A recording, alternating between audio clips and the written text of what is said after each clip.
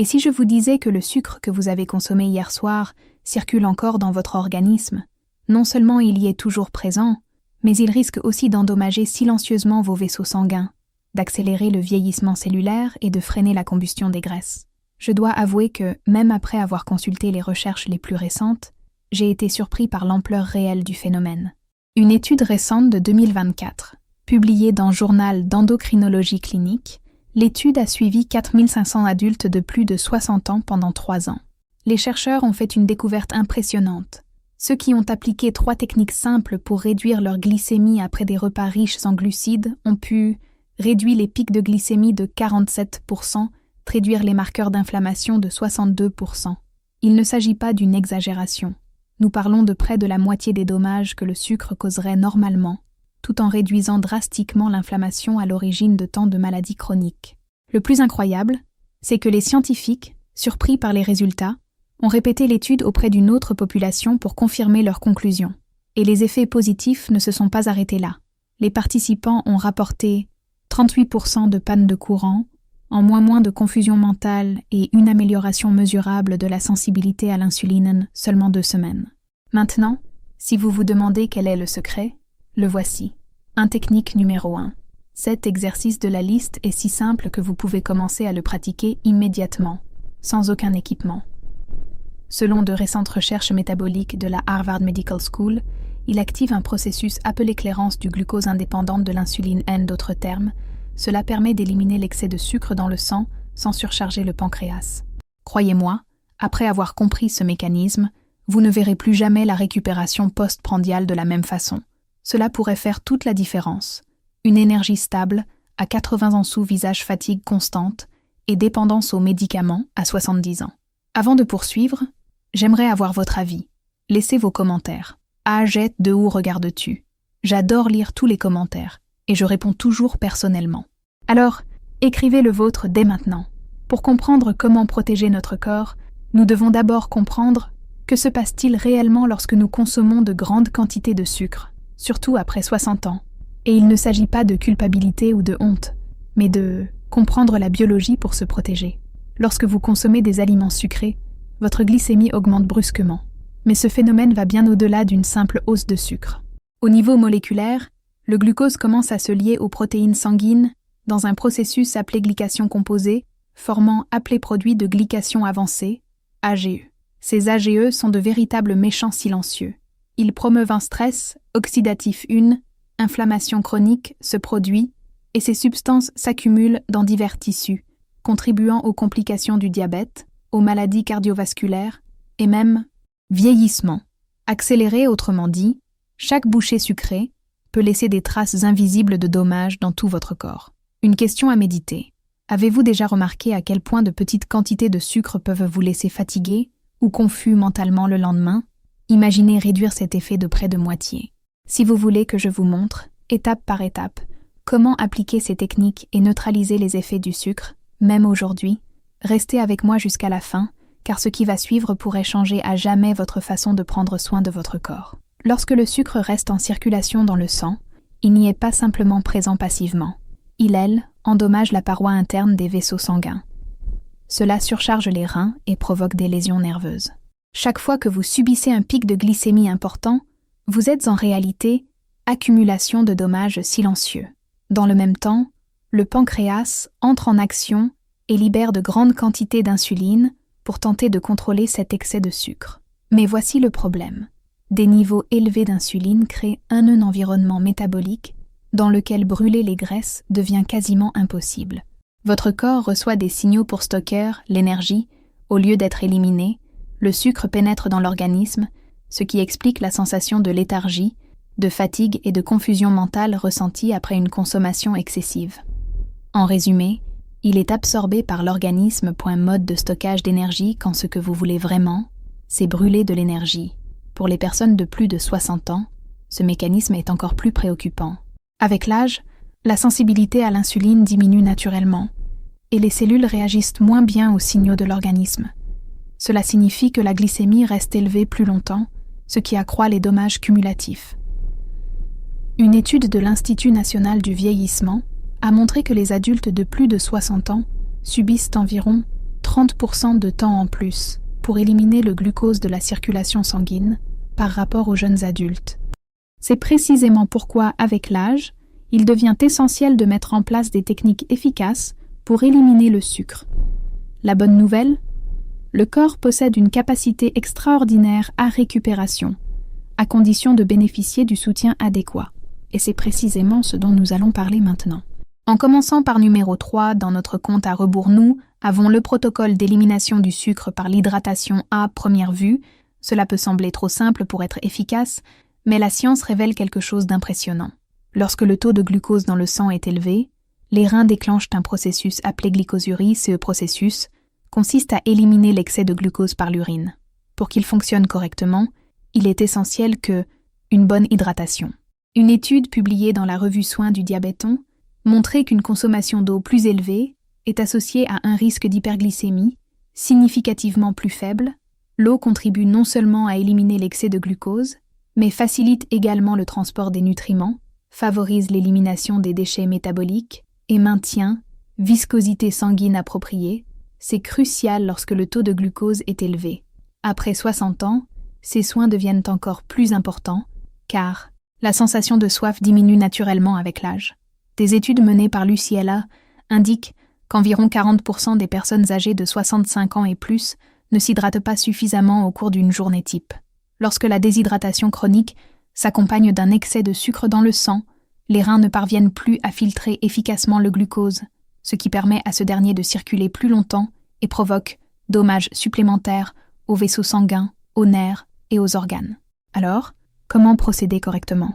Après un pic de glycémie, concentrez-vous sur la consommation entre 470 et 950 ml d'eau pure au cours des prochaines heures. C'est simple, mais extrêmement efficace. Une question pour vous. Pensez-vous généralement à bien vous hydrater après un repas riche en glucides ? Essayez ce conseil dès aujourd'hui et constatez la différence.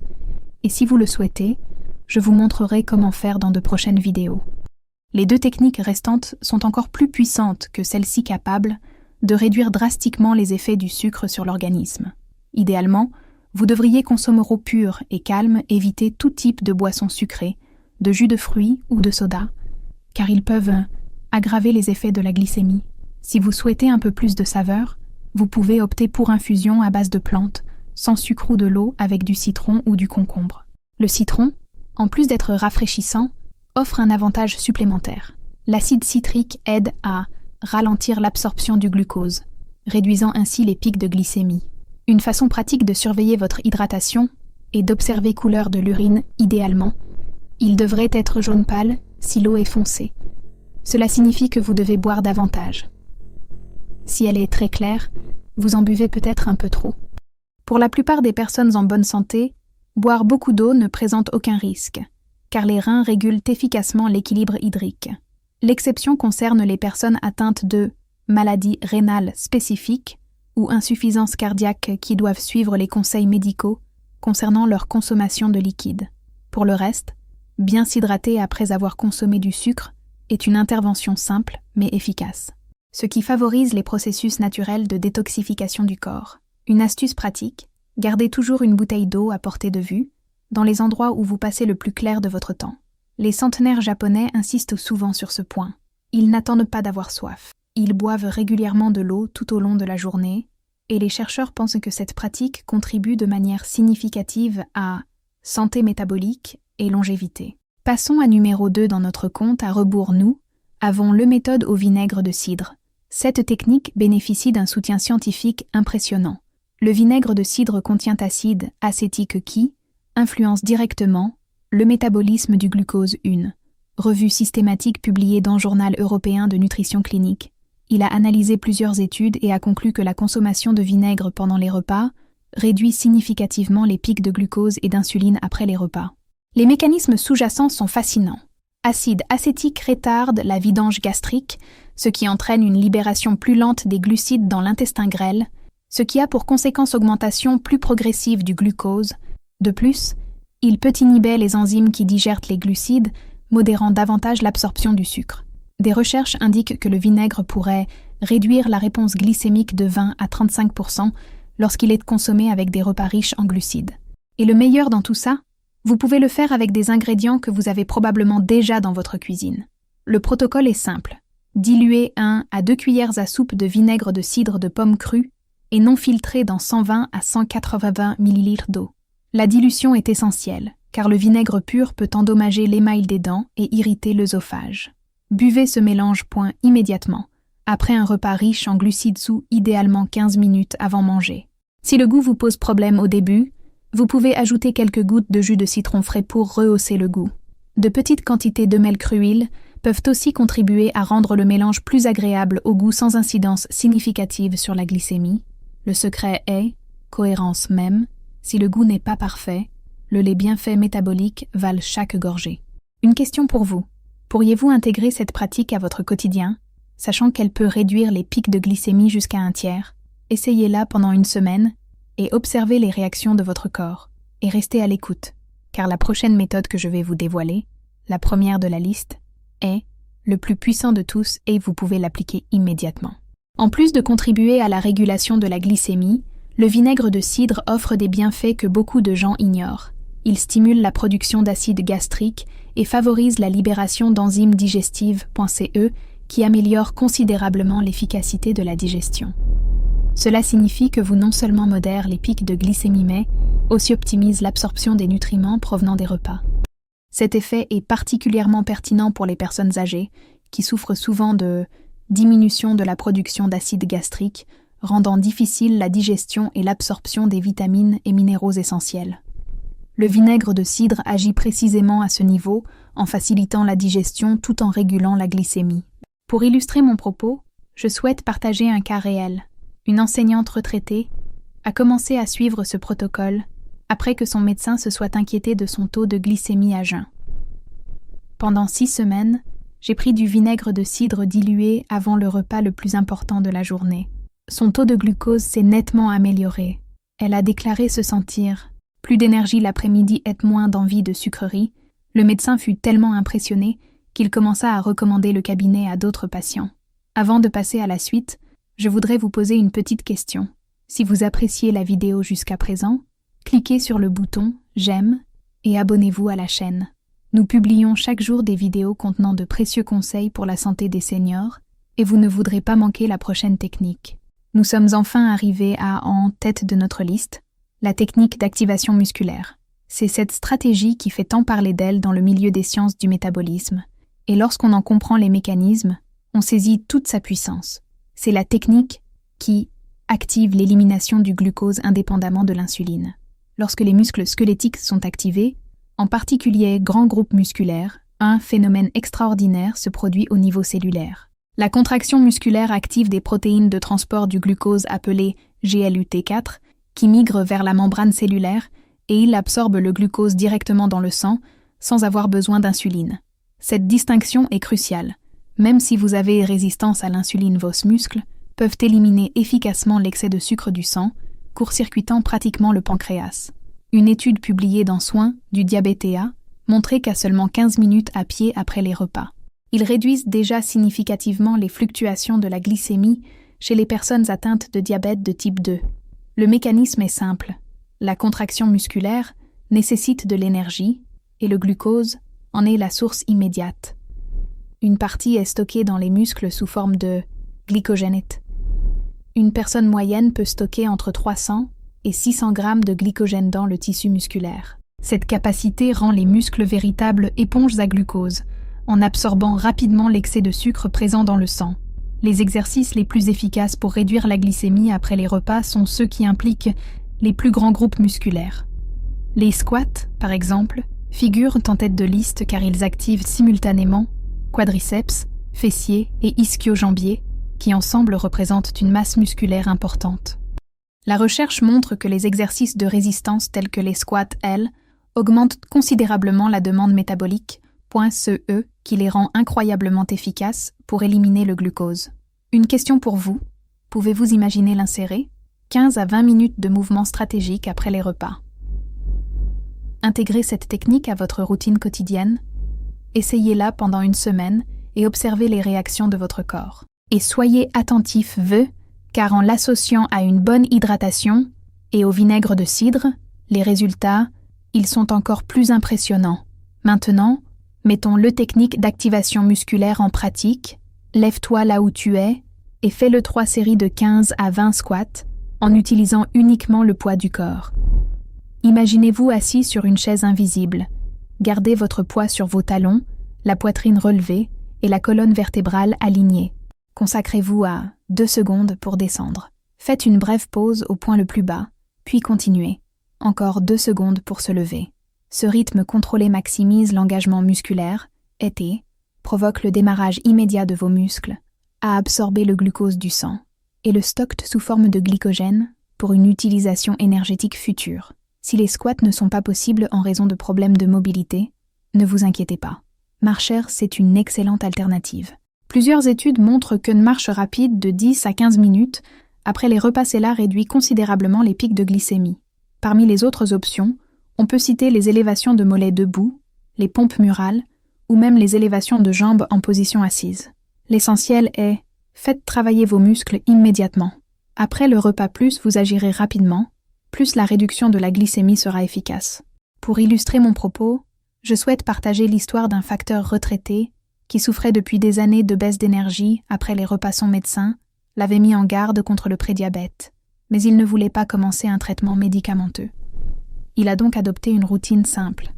20 squats suivis de 10 minutes de marche après chaque repas riche en glucides. En seulement 3 mois, la glycémie à jeun a diminué de manière significative. Et les niveaux d'énergie se sont stabilisés. Il a déclaré que la fatigue de l'après-midi, dont il souffrait depuis une décennie, il a complètement disparu. Ce qui rend cette technique si puissante, c'est son accessibilité. Pas besoin de salle de sport, d'équipements coûteux, ni de compétences athlétiques. Il suffit de faire travailler vos muscles, 30 minutes après le repas cette habitude, que les personnes âgées japonaises cultivent depuis des générations, est l'un des facteurs que les chercheurs associent à santé métabolique et longévité. Mais nous ne nous sommes pas arrêtés là. Pour créer résilience métabolique à long terme, nous pouvons combiner ces interventions immédiates avec des stratégies durables. L'une d'elles consiste à jeûne intermittent qui a suscité un énorme intérêt scientifique. Le modèle le plus courant est le repas à horaire fixe. Cela implique de limiter sa période de consommation alimentaire quotidienne. Par exemple, jeûner pendant 16 heures et manger pendant une fenêtre de 8 heures. Pendant le jeûne, vous ne pouvez consommer que eau, café noir ou thé non sucré. Des études, comme celle publiée dans la revue Métabolisme cellulaire, montrent que l'alimentation à horaire restreint améliore la sensibilité à l'insuline est réduite, les taux de glucose à jeun, même sans perte de poids. Cette approche se combine parfaitement avec les techniques que nous avons déjà abordées, créant ainsi une base solide de protection métabolique qui dure des années. Une question pour vous. Pouvez-vous imaginer intégrer ces petits changements? Squat, marche après les repas, hydratation adaptée, vinaigre de cidre et alimentation à horaire fixe à votre routine quotidienne? Essayez d'en appliquer 1 ou 2 dès aujourd'hui et observez les réactions de votre corps. Et restez connectés, car dans la prochaine vidéo, je vous montrerai comment amplifier ces effets grâce à de petites pratiques quotidiennes, qui peut transformer votre santé métabolique au fil des années. Les mécanismes du jeûne intermittent sont véritablement fascinants. Pendant la période de jeûne, les niveaux d'insuline chutent de manière significative, permettant aux cellules de devenir plus sensibles à l'insuline. Cela se produit car, lorsque nous sommes constamment exposés à l'insuline, les récepteurs cellulaires deviennent moins réactifs, un phénomène appelé résistance à l'insuline N, leur accordant des pauses régulières. Les cellules récupèrent leur capacité à répondre aux signaux hormonaux, ce qui rend la régulation du glucose beaucoup plus efficace. Un autre avantage incroyable du jeûne est l'activation d'autophagie. Il s'agit d'un processus de réparation cellulaire au cours duquel les protéines endommagées et les débris cellulaires, notamment certains des IgE mentionnés précédemment, sont éliminés. C'est comme si le corps effectuait un nettoyage intérieur en profondeur, permettant de passer d'un état de stockage d'énergie constant à un accès efficace à ses réserves de graisse. Le jeûne intermittent améliore également flexibilité métabolique. Autrement dit, la capacité du corps à alterner entre la combustion du glucose et celle des graisses comme source d'énergie. La plupart des gens le constatent après une période d'adaptation d'1 à 2 semaines. Plus d'énergie pendant les périodes de jeûne et moins de faim tout au long de la journée. Si vous débutez, il est préférable d'y aller progressivement. Commencez par un jeûne de 12 heures et augmentez-le petit à petit. Par exemple, terminer son dîner à 19 heures et ne plus manger jusqu'à 7 heures le lendemain matin peut déjà apporter des résultats positifs, des avantages significatifs sans inconfort. En plus du jeûne, l'alimentation quotidienne est la base du contrôle de la glycémie. Les régimes riches en protéines, en légumes colorés et en bonnes graisses contribuent à maintenir une glycémie stable. Les protéines ont un impact minimal sur la glycémie et augmentent significativement la sensation de satiété. Des études montrent que les repas contenant 30 à 50 grammes de protéines IL prolongent la sensation de satiété et réduisent l'envie de sucreries entre les repas. De plus, les protéines ont un effet thermique élevé. Le corps brûle plus de calories en digérant les protéines qu'en digérant les glucides ou les lipides. Priorisez sources de protéines de haute qualité. Les aliments tels que le bœuf nourri à l'herbe, la volaille élevée en plein air, le poisson sauvage, les œufs de poule élevés en plein air et les produits laitiers entiers provenant d'animaux nourris à l'herbe fournissent des protéines, points acides gras essentiels et micronutriments qui favorisent la santé métabolique. Combinez les protéines avec graisses saines. Les matières grasses, comme l'huile d'olive extra vierge, l'avocat, les noix et les graines, devraient être consommées en portions de 15 à 30 grammes par repas. Elles ralentissent la vidange gastrique, fournissant une énergie durable sans provoquer de pic de glycémie. Elles sont également essentielles à la production d'hormones et favorisent l'absorption des vitamines liposolubles présentes dans les légumes. Et n'oubliez pas le légume coloré qui devrait remplir la moitié de votre assiette. Privilégiez les légumes verts à feuilles, le brocoli, le chou-fleur, les poivrons, les courgettes et les choux de Bruxelles. Ils sont riches en fibres, ce qui ralentit encore davantage l'absorption du sucre, et denses antioxydants qui combattent le stress oxydatif causé par les fluctuations de la glycémie. Les fibres nourrissent également le système immunitaire. Bactéries intestinales bénéfiques qui jouent un rôle fondamental dans la santé métabolique. Une question pour vous. Lequel de ces changements pensez-vous pouvoir intégrer en premier à votre routine? Ajuster la durée de votre jeûne? Augmenter votre consommation de protéines et de légumes? Ou privilégier les bonnes graisses? Commencez par une seule étape et observez la réaction de votre corps. Ensuite, ajoutez la suivante et vous constaterez une réelle amélioration de votre énergie et de votre glycémie. Une qualité du sommeil, elle, a un impact profond sur la régulation de la glycémie, mais elle est souvent négligée. Des études montrent que seulement 4 nuits de sommeil insuffisant, elles, peuvent réduire considérablement la sensibilité à l'insuline chez les adultes en bonne santé. Croyez-moi, une seule mauvaise nuit de sommeil suffit pour perturber l'équilibre métabolique. Lorsque nous dormons mal, notre corps a besoin de plus d'insuline pour contrôler la même quantité de glucose, ce qui augmente le stress sur le pancréas. Le manque de sommeil aussi, cela perturbe les hormones du stress, comme le cortisol. Un taux élevé de cortisol augmente la glycémie et aggrave encore la production d'hormones de la faim. La gréline augmente alors que vous chouchoute, entraînant une augmentation de l'appétit et une envie irrésistible de sucre et de glucides. De plus, un sommeil insuffisant affecte le cortex préfrontal. La région du cerveau responsable de la maîtrise de soi est affectée, ce qui rend plus difficile de résister aux choix alimentaires malsains. Pour préserver votre santé métabolique, donnez la priorité à 7 à 9 heures de sommeil de qualité chaque nuit. Créez un environnement favorable. Gardez la pièce frais, sombre et calme. Maintenez un rythme de sommeil régulier, en vous couchant et en vous levant à la même heure, même le week-end. Limitez votre exposition à la lumière bleue des écrans, la nuit qui supprime la production de mélatonine, et instaurez des rituels relaxants, comme la lecture, des étirements légers, la méditation ou un bain chaud avant d'aller au lit. Conclusion. Lorsque nous combinons les 3 techniques immédiates, hydratation stratégique, vinaigre de cidre et activation musculaire, avec stratégie à long terme combinant des techniques comme le jeûne intermittent, un régime riche en protéines et un sommeil de qualité, nous avons créé une approche globale du contrôle de la glycémie. Le résultat, énergie stable, inflammation réduite, combustion efficace des graisses et concentration mentale accrue tout au long de la journée. Le chemin vers la santé métabolique. Cela ne nécessite ni complément alimentaire coûteux, ni protocole compliqué. Cela nécessite de comprendre sa propre physiologie et d'appliquer systématiquement des stratégies scientifiquement prouvées. Chaque repas est une occasion de favoriser sa santé. Chaque séance d'exercice renforce son métabolisme et chaque nuit de sommeil réparateur est un investissement dans l'énergie, et la clarté mentale pour le lendemain. Une question pour vous. Lequel de ces changements allez-vous intégrer en premier à votre routine? S'hydrater après les repas, consommer du vinaigre de cidre, faire de l'exercice de manière ciblée, pratiquer le jeûne intermittent, adopter un régime riche en protéines ou améliorer la qualité de son sommeil? Commencez par une seule étape, observez les résultats, puis intégrez les autres. La transformation métabolique, c'est progressiste, mais tout à fait possible lorsque vous appliquez la science à votre routine.